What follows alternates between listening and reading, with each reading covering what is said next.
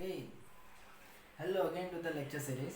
So, in previous lecture we have discussed about measurements of mass and measurements of time.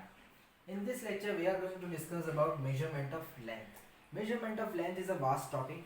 So, we will distribute that into two parts, that is measurement of length for macroscopic domain, that is we are going to measure the length for large objects, interplanetary objects, astronomical objects.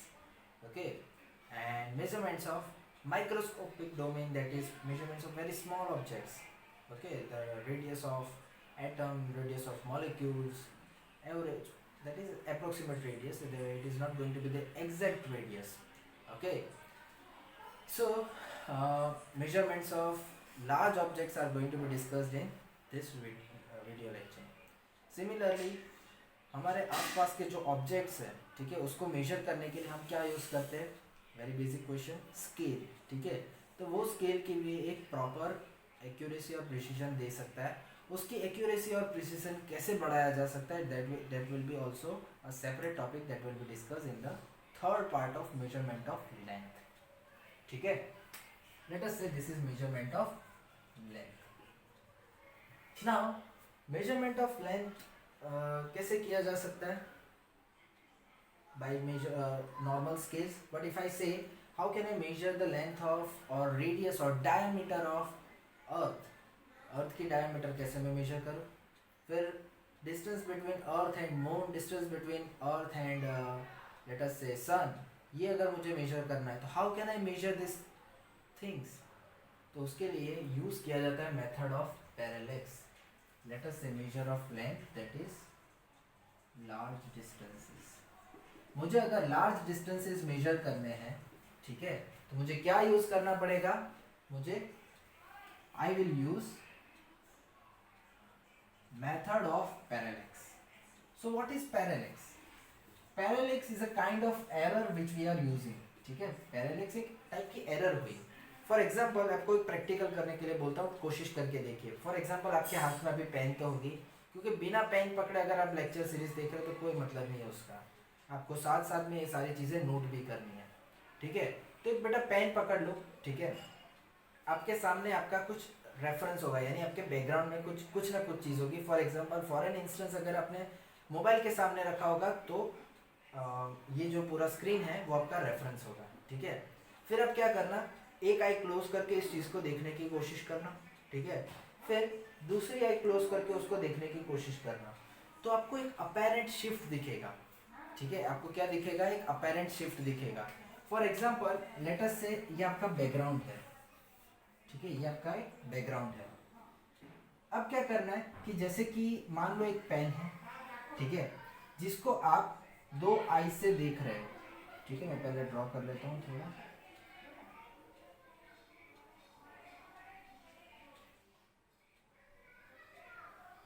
ये आपकी आई है, ये आपकी आई है. ठीक है, तो आप जब ये अपनी एक आंख से देख रहे हो, ये आंख बंद है. ठीक है, तो आपको क्या दिखेगा कि आपके बैकग्राउंड के रिस्पेक्ट में आपकी पेन यहाँ पे है.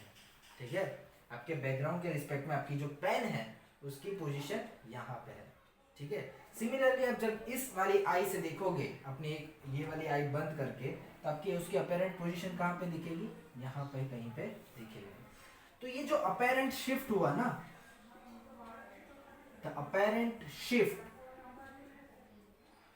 with respect to background by viewing the same object from different line of sights, दो अलग अलग line of sight से जब देखा जाए और वो apparent shift हमें देखने को मिले, उसको हम बोलते हैं पैरेलैक्स. बेटा डेफिनेशन में पूरी नहीं लिख रहा हूँ, टाइम ज़्यादा जाएगा. मैंने वीडियो के यूट्यूब लिंक के डिस्क्रिप्शन लिंक के अंदर मैंने क्या किया है, इसकी पीडीएफ आपको अवेलेबल करवाई है. ठीक है, तो अगर आपको डेफिनेशन के साथ अपनी नोट्स बनानी है तो आप लिख सकते हो by hearing whatever I am saying. Else what you can do is download that PDF. In that each and every part is written in a systematic manner. ठीक है, तो बेटा जो अपेरेंट शिफ्ट आपको अब समझ में आ गया कि ये अपेरेंट शिफ्ट हुआ. ठीक है, तो उसके अंदर ये जो लाइन ऑफ साइट, यानी कि दो अलग अलग चीज़ों से देखा जा रहा है, दो अलग अलग जगहों से. ठीक है, तो उनके बीच का जो डिस्टेंस है उसको हम बोलते हैं बेसिस. क्या बोलते हैं उसे हम? Basis. The phenomenon of this apparent shift is known as parallax और ये जो दो जगह से देखा जा रहा है, the two different points from where the line of sight are travelling is known as basis. ठीक है, इसे हम क्या बोलते हैं, बेसिस बोलते हैं। और ये बेसिस जब ये ऑब्जेक्ट के साथ एंगल फॉर्म करता है थीटा, ठीक है, उसे हम क्या बोलेंगे, पैरेलैक्स एंगल। क्या बोलेंगे बेटा, पैरेलैक्स एंगल। ठीक है, it is known as parallax angle theta. Now this angle is necessary to be taken into radians, यानी ये वैल्यूज रेडियंस में होनी चाहिए बेटा। कभी डिग्रीज में लिया तो ये आंसर गलत हो जाएगा। ठीक है, it has to be radians, इसको रेडियंस में लेना पड़ेगा। तो आपको कन्वर्जन आना चाहिए, how to convert degrees into radians and how to convert radians into degrees. थोड़ा ही वक्त में मैं आपको सिखा दूंगा, पहले इतनी चीज क्लियर कर लो। What is parallax? It is a phenomenon in which there is an apparent shift of the real object with respect to the background when it is visualized from the two different line of sights. ठीक है, this can be your definition. In that there is basis. Basis is the distance between or linear distance between two different points of line of sight. ठीक है, इसको हम basis बोलते हैं. And this is the angle formed by the line of sight, two different line of sight on the object is known as parallax angle theta. ठीक है, तो इसका यूटिलाइजेशन कैसे होगा? Let us first understand the, I will rub this part. ठीक है, तो आप इसको प्रैक्टिकली थोड़ा इमेजिन करके देख लेना। तो आपने देखा बेटा एक ट्रायंगल फॉर्म हो रहा है। ठीक है, क्या हो रहा है, ट्रायंगल फॉर्म हो रहा है। Well this is theta, let us say this is the distance of the object and the point from which it was observed, and this is the basis, let us say B. ठीक है, ये एक basis B है। तो इसका mathematical form क्या होगा, parallax का mathematical form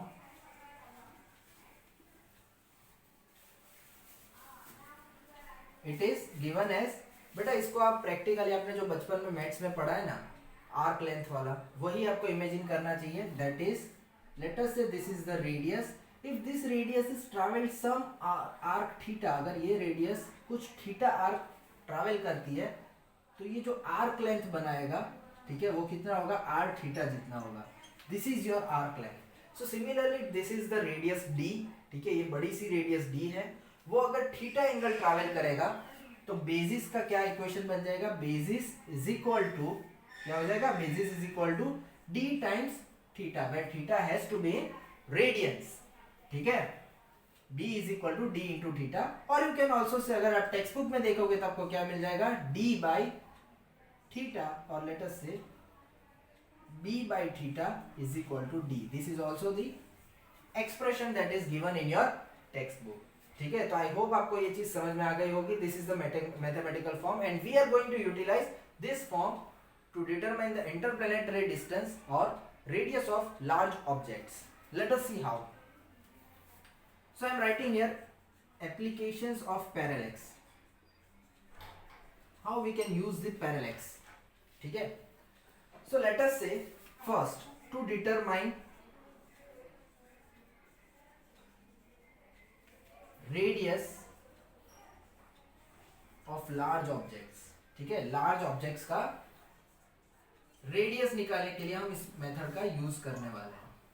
late us say we have a large अर्थ, ठीक है, जिसकी हमें रेडियस फाइंड करनी है, और हमें मून या फिर अब मान लो सन है। ठीक है, मैं इसको अभी छोटा बनाया था, मून मान लेते हैं। ठीक है, तो मून के रिस्पेक्ट में हमारे पास एवरेज डिस्टेंस पता है, that is average distance from earth to moon we know. ठीक है, we have to assume for a certain time. ठीक है, हमें ये एक चीज पता होनी चाहिए। तो लेट अस से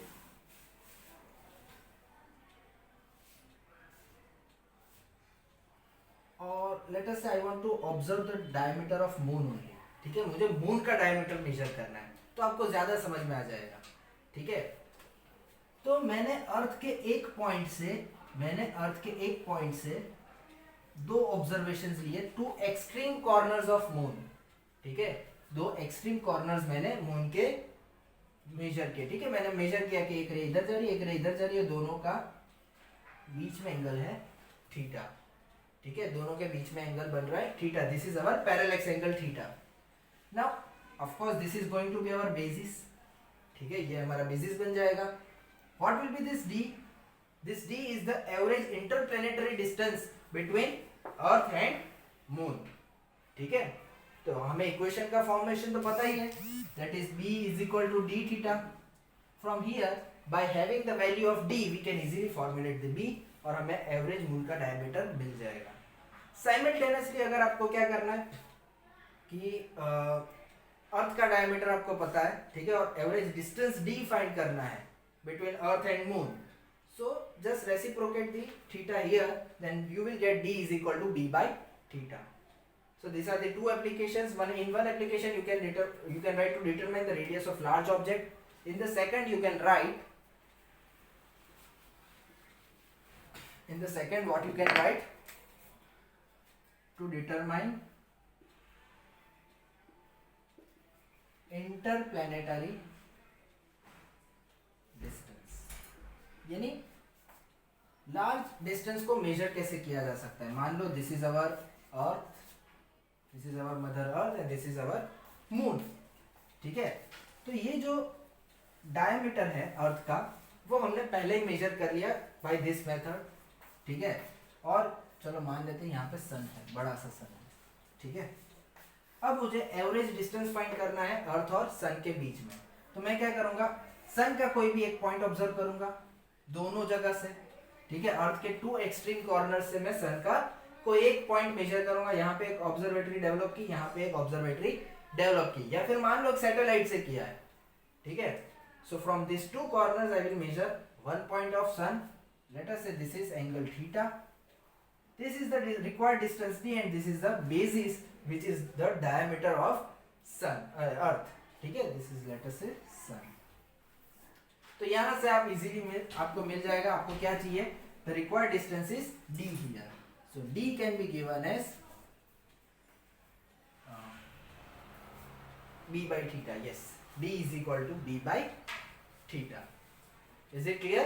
So there are two applications of parallax method. One to determine the radius of any large object, or to determine the distance between two interplanetary objects. One value you will be given in the question.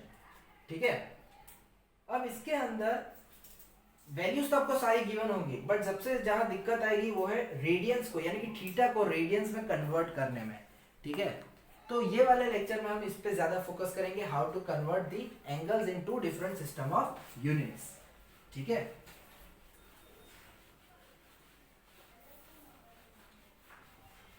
तो उसके याद करने का एक बहुत ही आसान तरीका है. Let us say we have a great circle. ठीक है, एक सर्कल, बेटा एक सर्कल का टोटल एंगल कितना कवर होता है. जैसे कि एक स्ट्रेट लाइन है तो दो पॉइंट के बीच में एंगल 180 डिग्री होगा ना. वैसे इस सर्कल में पूरा सर्कल कंप्लीट करने पे वो कितना एंगल कवर किया होता है, 360 डिग्री. तो ये हो गया वैल्यूज इन डिग्री. ठीक है, डिग्री में सारी वैल्यूज मैं यहाँ पे रख रहा हूं. वैसे ही यहाँ पे मैं सारी वैल्यूज रेडियंस में रखूंगा. ठीक है, तो एक कंप्लीट सर्कल पे, ठीक है, कितना एंगल कवर होता है, 2 पाई रेडियन. 360 डिग्री यानी 2 pi radian. Now let us say if I am saying that two extreme corners of circle, circle के दो एक्सट्रीम कॉर्नर्स के बीच में जो स्ट्रेट लाइन है वो कितना एंगल कवर कर रहे हैं, means what is the this angle that is covered, it is exactly half of that. Let us say divide by 2, that is 180 degree यानी पाई रेडियन. बेटा कुछ ना लिखा हो, सिर्फ वैल्यू लिखी हो तो वो रेडियन मानी जाएगी. और रेडियन का दूसरा सिंबल है सर के ऊपर c लिख देना. ठीक है, this is also known as radians. अब ये तो 180 degree is equal to pi radian. चलो अब बताओ, मुझे 1 डिग्री चाहिए. ठीक है, तो मुझे इसको 180 से डिवाइड करना पड़ेगा. And maths is not our papa's property. पप्पा की प्रॉपर्टी नहीं है. अगर इस साइड डिवाइड किया तो उस साइड भी करना पड़ेगा. ठीक है, तो 180 को डिवाइड कर दो, दिस इज 1 डिग्री. 180 से इसको भी डिवाइड करना पड़ेगा, it is 180 pi by 180. So 1 degree is equal to pi by 180 radian. मान लो 20 डिग्री दिया हुआ तो 20 times pi by 180. Similarly 40 degree दिया हो तो 40 टाइम्स पाई बाय 180. सिमिलरली अब उल्टा आने की कोशिश करो. दैट इज मुझे क्या चाहिए, 1 radian is equal to how much degree, ये फाइंड करना है। तो क्या करो, ये जो 1 रेडियन है उसको पाई से डिवाइड कर दो, तो यहाँ पे क्या हो जाएगा, 1 हो जाएगा। ठीक है, किससे डिवाइड किया, पाई से, तो इसको भी पाई से डिवाइड करना पड़ेगा, 180 बाय पाई, यानी कि 45 radian is equal to how much degree, 180 by pi into 45। ठीक है, so this is the one method of converting degrees into radians. But अभी डिग्री के स्मॉलर यूनिट्स में आता है कि 1 डिग्री कितना होता है, 60 मिनट्स होता है। ठीक है, तो 1 डिग्री यानी 60 मिनट्स, तो 60 मिनट्स यानी कितना हो जाएगा, पाई बाय 180 रेडियन। ठीक है, 60 मिनट्स उतना ही होगा। तो मान लो इसे 60 मिनट्स रीड किया जाता है, तो बेटा 1 मिनट्स कितना हो जाएगा, अगेन इसको 60 से डिवाइड किया है, इसको भी 60 से डिवाइड कर दो,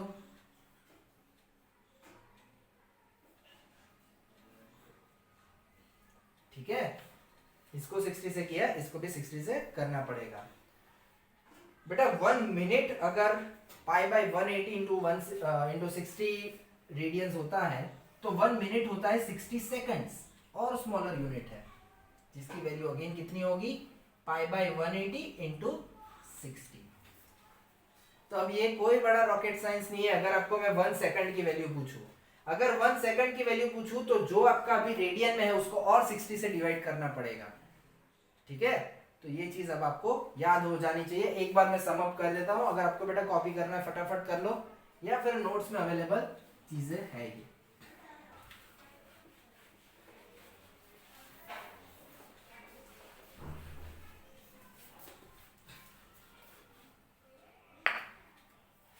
So what final things that we have to remember is 1 degree is equal to pi by 180 radian.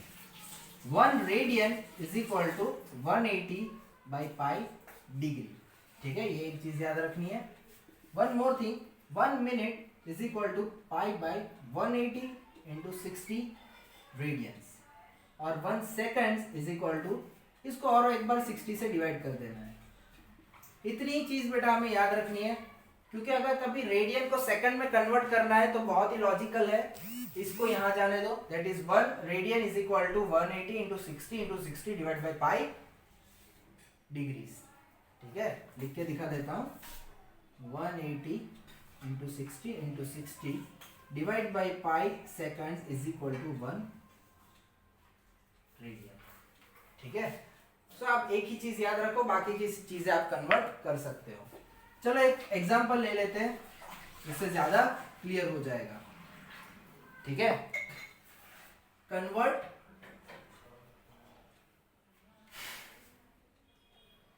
45 degree into radiance.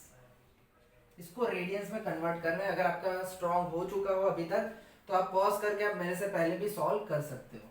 ठीक है, हमने क्या बोला था, 1 degree is equal to pi by 180 radians. इसको 45 से मल्टीप्लाई करो, इसको 45 से मल्टीप्लाई करो, 45 2 जा 90 होता है, ये 180 है तो 4 जा होगा। So I can write 45 degree is equal to pi by 4 radians. ठीक है, आप नीचे लिख सकते हो, answer is 45 degree is equivalent to pi by 4 radians. Similarly, try to solve this also. Convert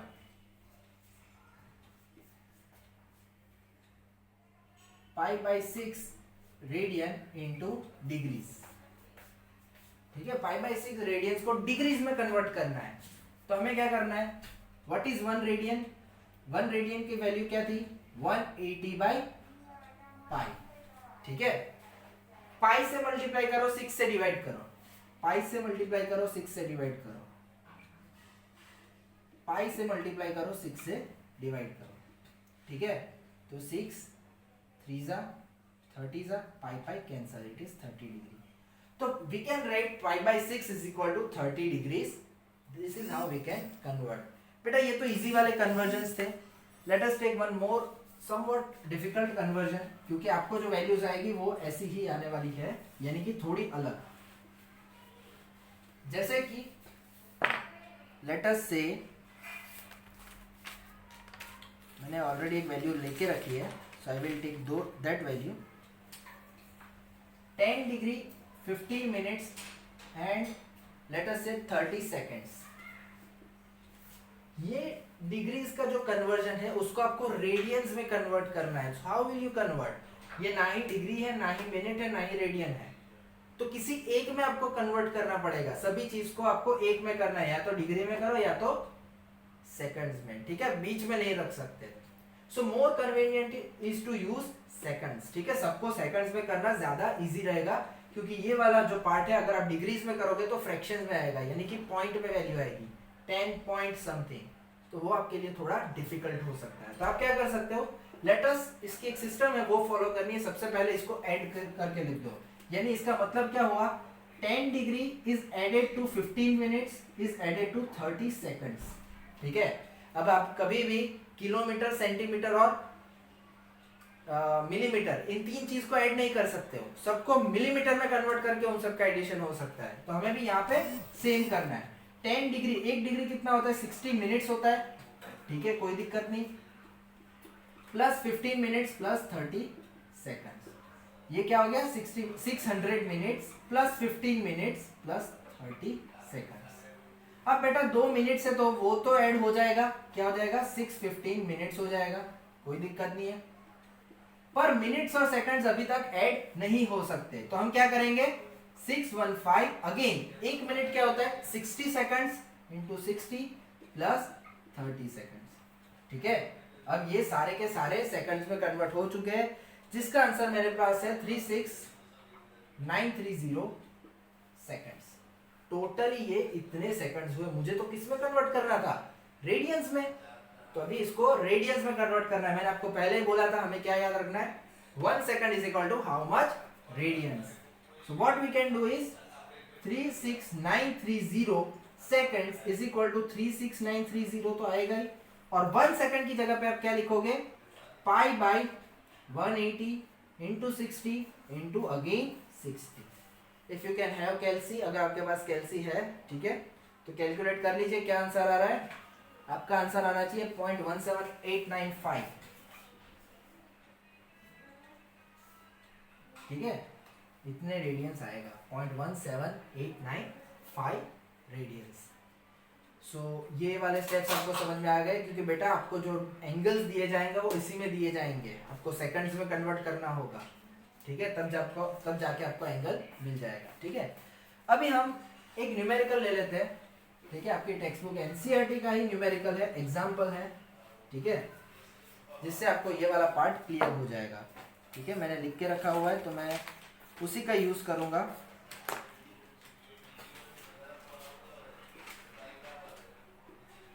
the moon is observed from 2 diametrically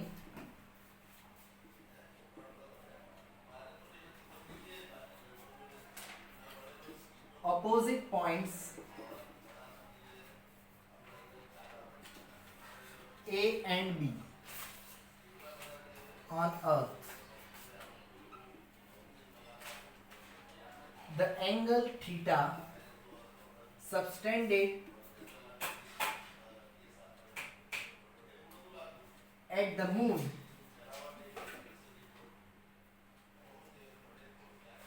by the two directions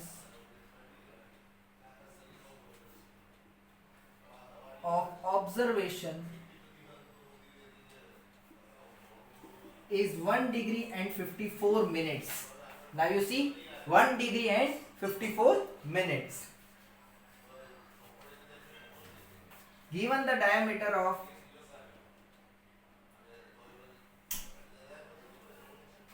Earth to be 1.276 into 10⁻⁷ metre. Don't worry, मैंने आपको 64000 बोला था, वो क्या था, radius था, तो radius का डबल कर दोगे तो इतना ही आएगा, ठीक है।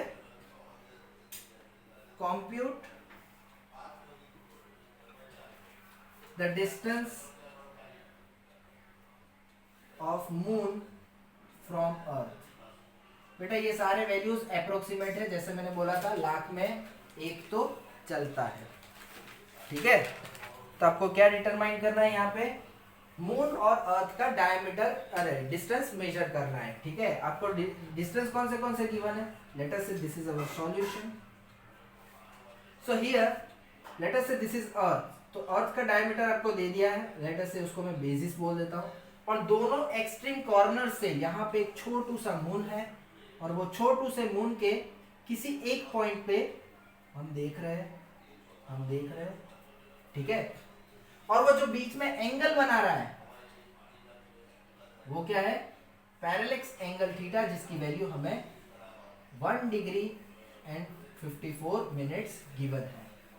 ठीक है, 1 degree 54 minutes is given to us. This is our mother earth and this is our moon. Clear? So you have to determine the distance from between them is, let us say d। तो बेटा d के लिए हमारे पास क्या equation है, सबसे पहले mathematical form याद करो, this b is equal to d times theta. ठीक है, प्रैक्टिकल इमेजिन करके चलो, angle swept by some radius is the arc length.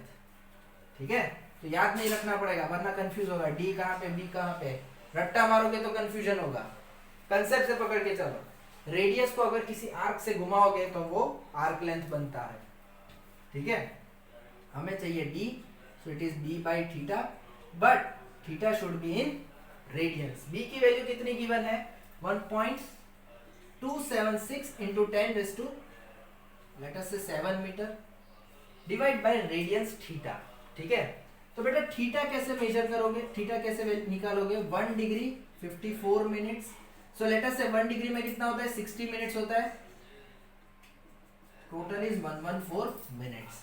1 minute कितना होता है, याद करो, पाई बाय 180 इंटू ओनली 1 टाइम 60, 2 बार 60 करोगे तो क्या हो जाएगा, वो सेकंड्स में हो जाएगा।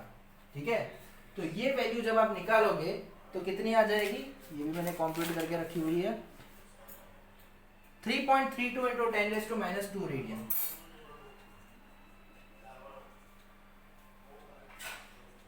If you can write, you should write RAD. If you don't want to write, just put C. ठीक है, इतने रेडियंस आपको मिल चुके हैं जिसकी वैल्यू आप यहाँ पे रख दोगे तो आपको क्या आंसर मिल जाएगा, D की value 3.84 into 10 raise to 8 metre. So this is how you can measure the interplanetary distances। ठीक है, सिमिलरली एक रेडियस का भी क्वेश्चन है जिसके अंदर पैरेलक्स एंगल आपको दे दिया है 1920 सेकेंड्स। ठीक है, और यहाँ पे हम क्या कर रहे हैं, अर्थ और सन का एग्जांपल है जिसमें आपको डायमीटर ऑफ सन मेजर करना है। ठीक है, क्या मेजर करना है, डायमीटर ऑफ सन। तो सेम फॉर्मूला रहेगी, डायमीटर ऑफ सन में आपको बी ढूंढना रहेगा। ठीक है, अर्थ के एक पॉइंट से सन के दो एक्सट्रीम कॉर्नर्स को विजुअलाइज करना है। ठीक है, एंगल जो बन रहा है इधर वो है 1900 सेकंड्स। ठीक है, so this is the completion of our measurements of length for larger distance. ठीक है, लार्ज डिस्टेंस को हम ऐसे इनडायरेक्ट मेथड से हम ऑब्टेन कर सकते हैं। इसके वीडियो के डिस्क्रिप्शन में मैंने जो पीडीएफ शेयर की है उसके अंदर एक्स्ट्रा न्यूमेरिकल्स भी दिए हैं जो आप प्रैक्टिस के लिए कर सकते हो, 2 या 3 ही है। ठीक है, टॉपिक वैसे कि बड़ा नहीं है इसलिए 2 या 3 ही मैंने दिए है। ठीक है, आप ये कोशिश करिए, ये एग्जांपल जो मैंने डिस्क्रिप्शन में दिया है उसको। ठीक है, नेक्स्ट लेक्चर में हम लेके आएंगे कि स्मॉलर लेंस को कैसे मेजर करना है और प्रिसीजन और एक्यूरेसी हम कैसे बढ़ा सकते हैं with the help of different type of instruments. ठीक है, तो अगर बेटा कंटेंट अच्छा लगा हो, वीडियो अच्छा लगा हो तो आप लाइक कर सकते हो, शेयर कर सकते हो और सब्सक्राइब कर सकते हो। Thank you.